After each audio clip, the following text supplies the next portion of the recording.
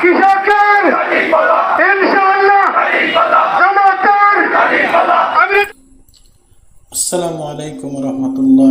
সম্মানিত প্রিয় বন্ধুগণ, জুলাই সনদ এবং গণভোটের রায়ের বাস্তবায়নের দাবিতে বাংলাদেশ জামাত ইসলাম আজ গণমিছিল বিক্ষোভ করেছে।